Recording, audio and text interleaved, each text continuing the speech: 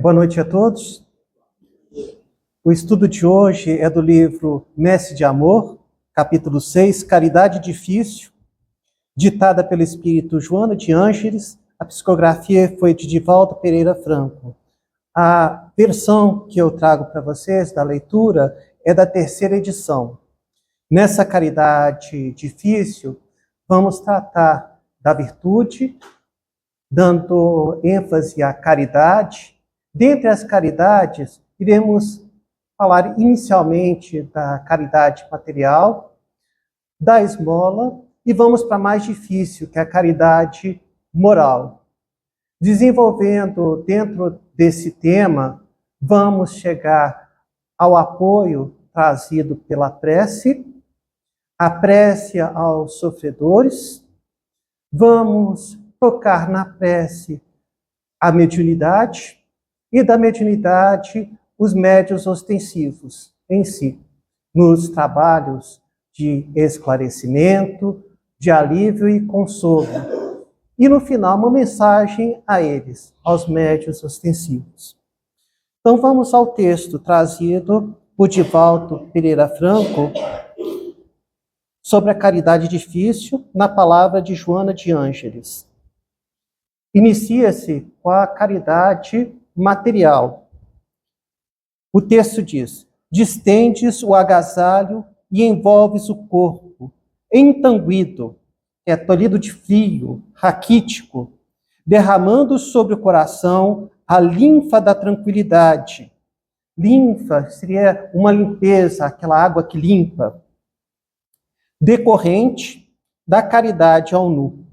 Ofereces o pão generoso e a água fria, e experimentas o júbilo interior, a alegria íntima, que nasce na fonte sublime da caridade ao esfaimado e ao sedento. Favoreces com a cédula moeda e participas da emoção que flui da caridade ao necessitado.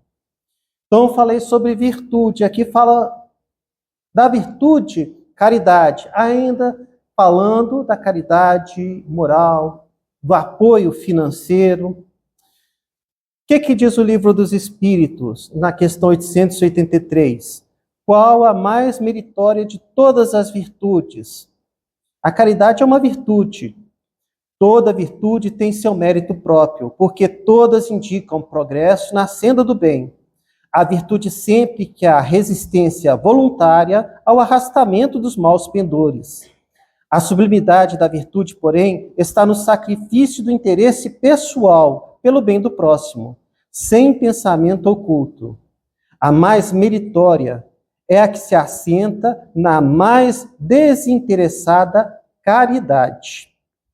Do Evangelho segundo o Espiritismo, no 13º capítulo, temos o item 9 com uma pergunta.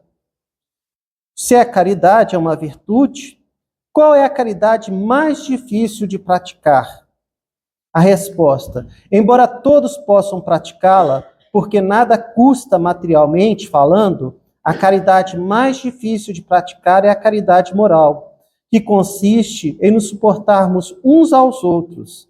Grande mérito existe em um ser humano saber calar-se, deixando que fale outro mais tolo do que ele, em saber ser surdo, quando uma palavra zombeteira se escapa de uma boca habituada a escarnecer.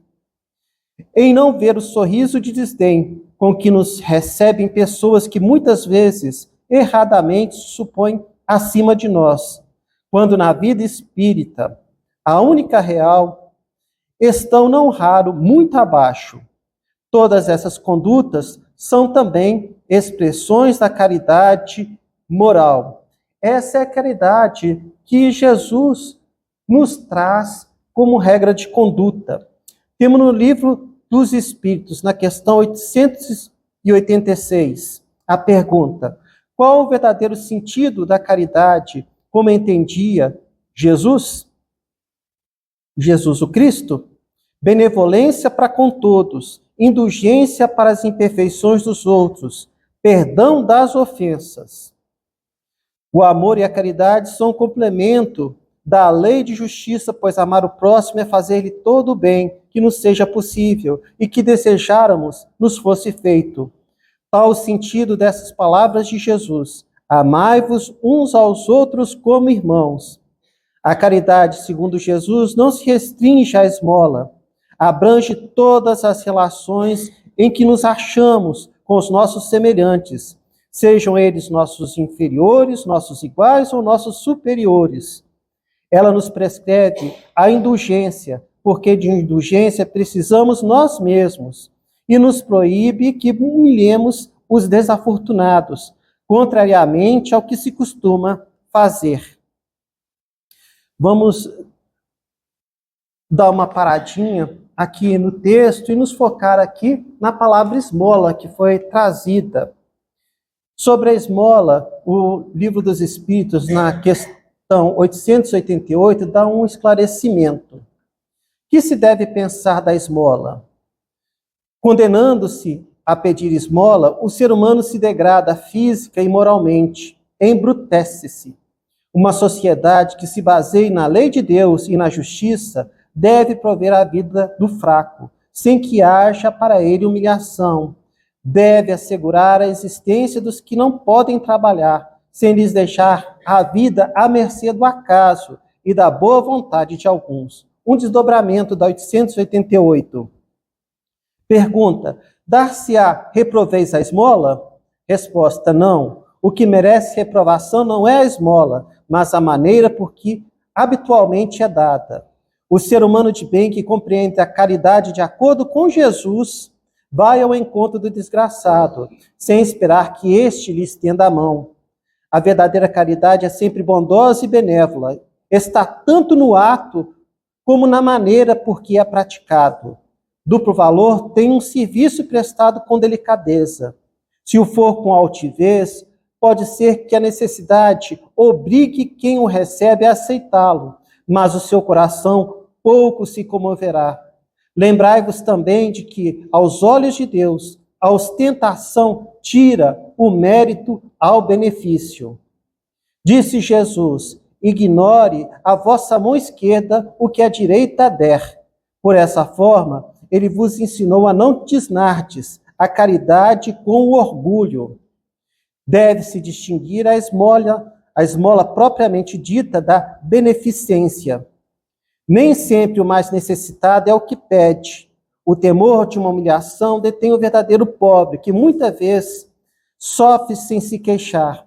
A esse é que o ser humano, verdadeiramente humano, sabe ir procurar sem ostentação. Amai-vos uns aos outros, eis toda a lei divina, mediante a qual governa Deus os mundos. Da palavra de São Vicente de Paula: sede, pois, caridosos, praticando não só a caridade, que vos faz dar friamente o óbolo que tirais do bolso ao que vô-lo ousa pedir, mas a que vos leva ao encontro das misérias ocultas. Sede indulgentes com os defeitos dos vossos semelhantes, em vez de votardes desprezos à ignorância e ao vício. Instrui os ignorantes e moralizai os viciados. Sede brancos e benevolentes, sede brandos e benevolentes, para com tudo que vos seja inferior. Sede-o para com os seres mais ínfimos da criação, e tereis obedecido à lei de Deus. Voltando ao texto de Joana de Ângeles, vamos pular para o outro tipo de caridade. Partilhas a piedade e harmonizas a consciência ante a caridade para com o aflito moral. Doas o medicamento e renovas-te ante a bênção praticada pela caridade ao enfermo. Ensejas o teto gentil, favorecendo a alma com a paz cantante que se deriva da caridade dirigida ao desabrigado. Desculpas a ofensa, propiciando calor de fé ao espírito ferido, ante a caridade do ouvido, do esquecimento ao mal que surge no coração dos maus e dos enganados. E crês que conjugas o verbo amar, vivendo o verbete caridade nas diversas modalidades enunciadas pela mensagem evangélica. Todavia, ainda podes mais fazer. Se desejas integração real no espírito cristão da caridade, vai mais além. Há outros espíritos em torno de ti que aguardam mãos invisíveis, capazes de os socorrer. Possivelmente não os conheces, não os vês, não os ouves, não são do teu círculo, mas não os ignoras.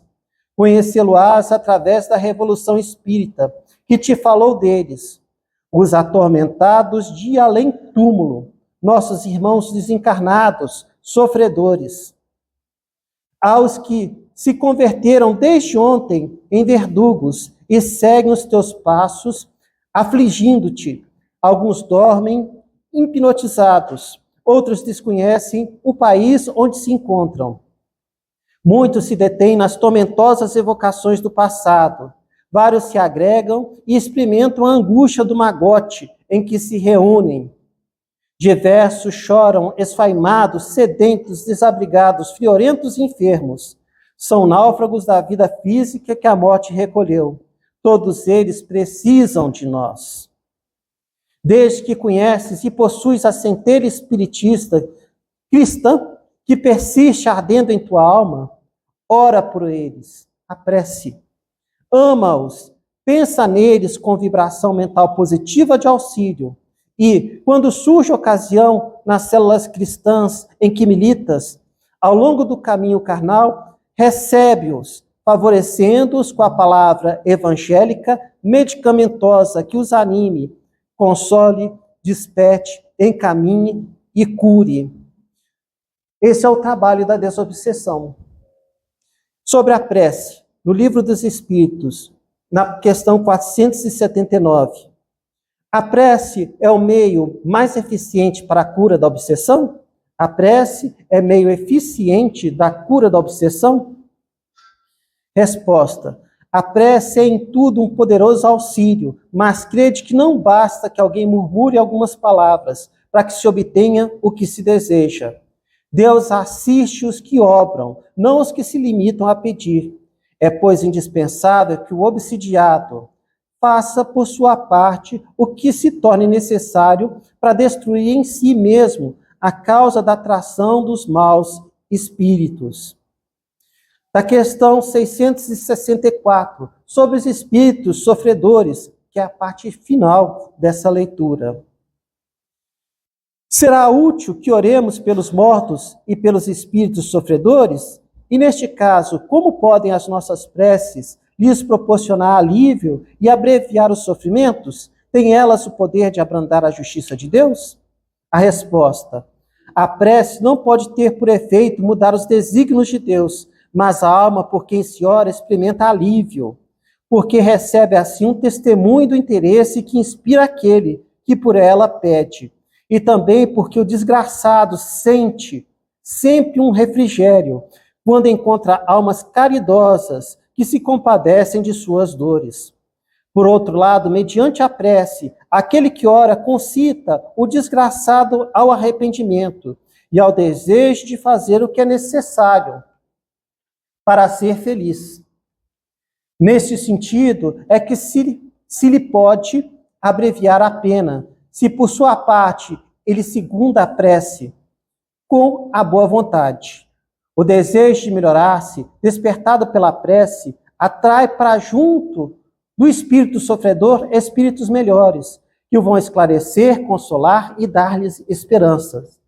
Jesus orava pelas ovelhas desgarradas, mostrando-vos desse modo que culpado vos tornaríeis, se não fizesseis o mesmo pelos que mais necessitam das vossas preces. Sobre os mortos, né? Estão aqui sofredores, os sofredores que estão desencarnados, estão aqui na questão 665. Que se deve pensar da opinião dos que rejeitam a prece em favor dos mortos, por não se achar prescrita no Evangelho?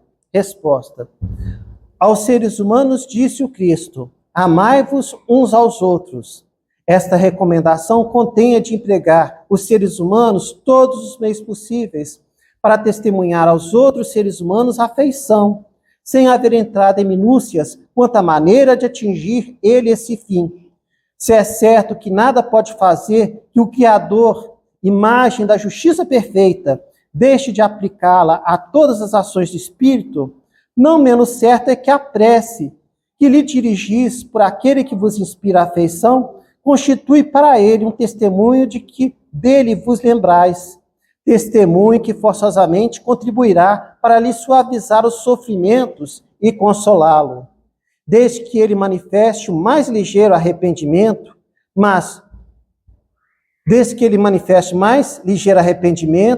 mas só então é socorrido.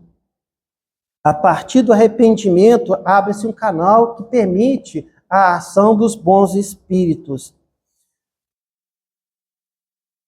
Nunca, porém, será deixado na ignorância de que uma alma simpática com ele se ocupou. Ao contrário, será deixado na doce crença de que a intercessão dessa alma lhe foi útil. Daí resulta necessariamente de sua parte um sentimento de gratidão e afeto, pelo que lhe deu essa prova de amizade ou de piedade. Em consequência, crescerá num e no outro reciprocamente o amor que o Cristo recomendava aos seres humanos. Ambos, pois, fizeram assim obedientes à lei de amor e de união de todos os seres, lei divina de que resultará a unidade, objetivo e finalidade do Espírito. Vamos à parte final do texto Messe de Amor. E essa aqui é mais dirigida aos médiuns, com especial carinho aos médiuns ostensivos. Oferece as tuas antenas psíquicas e deixa-os incorporar pela mediunidade que portas, a fim de que sejam aquinhoados pela caridade do teu esforço. Sofrê-lo-ás quando te dedicares a socorrê-los. Participarás intimamente das suas agonias e aflições. Nem sempre se desprenderão de ti imediatamente. Demorar-se-ão alguns ao teu lado, aguardando, e os sentirás. Sofrerás conflitos íntimos e silenciosos sobre a ação deles. Não os temas, porém. Não te rebeles. Entrega-os ao médium divino, considerando que eles necessitam de quem os ame na terra e da terra os ajude.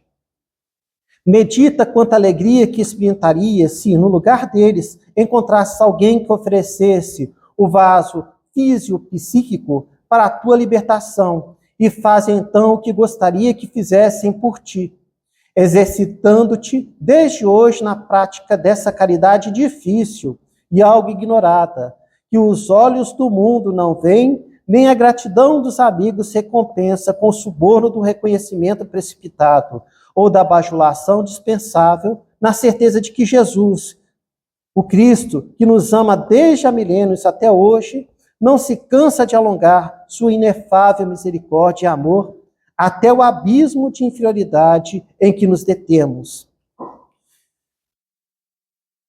Da mensagem aos médiuns ostensivos.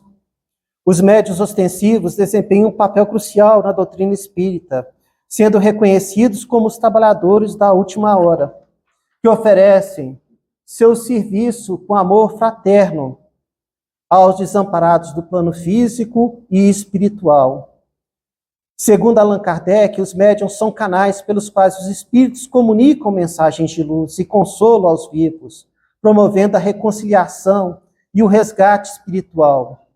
Como afirma Kardec no Livro dos Médiuns, os médiuns são instrumentos necessários ao progresso e Deus se serve deles para instruir os seres humanos. Assim, ao dedicarem-se ao trabalho mediúnico, com carinho e desprendimento, os médiuns ostensivos contribuem para a transformação moral da humanidade e de si próprios para melhor. A missão dos médiuns ostensivos transcende o presente, estendendo-se ao ressarcimento dos erros passados da humanidade, aos sofredores e infelizes de múltiplos matizes, marcados pelo egoísmo e pelo orgulho exacerbados. Allan Kardec, no Evangelho segundo o Espiritismo, salienta que a mediunidade ostensiva é um dom concedido por Deus para que os seres humanos se ajudem mutuamente e se instruam reciprocamente. Nesse sentido, ao servirem como pontes entre os planos espiritual e material, os médiuns não apenas aliviam o sofrimento presente, mas também contribuem para a edificação de um futuro mais promissor e feliz para toda a humanidade. Além de serem intermediários e agentes do bem na consolação e no esclarecimento espiritual, aos sofredores e infelizes, os médiuns ostensivos amealham mérito espiritual por meio de suas ações altruístas e espontâneas. Em A Gênese, Kardec enfatiza que o mérito do médium é proporcional ao seu desinteresse, indicando que o serviço mediúnico realizado com amor fraterno e desprendimento é recompensado espiritualmente.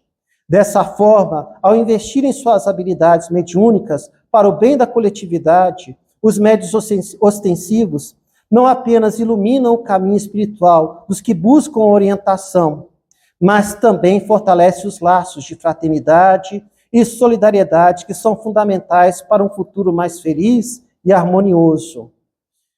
De um apoio para os médiuns ostensivos, do livro Seara dos Médiuns, mensagem de Emmanuel, através de Francisco Cândido Xavier. Vamos falar aqui das diversas mediunidades. A psicofonia, a vidência, a psicografia, a audiência e tantos outros fenômenos mediúnicos são admiráveis e proporcionam alívio, conforto e instruções superiores. No entanto, o Espírito Emmanuel nos convida à extensão desses recursos, ensinando-os o verbo da tolerância dentro de casa, a conversação amorosa com os familiares, entregues à ignorância e à perturbação, enxergar as chagas dos que padecem, ouvir as aflições dos sofredores, estender os braços na cooperação espontânea da intimidade doméstica e gravar no próprio caminho a sinalização do bom exemplo. Emmanuel diz: atende às faculdades múltiplas, mas não desdenhes essas outras mediunidades, tantas vezes esquecidas, da renúncia e da paciência, da humildade e do serviço, da prudência e da lealdade, do devotamento e da correção, em que possas mostrar os teus préstimos diante daqueles que te partilham a luta, porque somente assim serás suporte firme da luz e chama da própria luz. Agradecemos a todos. É um estudo diferente, mas nos traz aqui o entendimento da caridade moral e do papel dos médiuns ostensivos como um instrumento divino que pode levar essa caridade moral, não só ao plano físico, mas ao plano espiritual. Encerro por hoje, agradecendo a todos.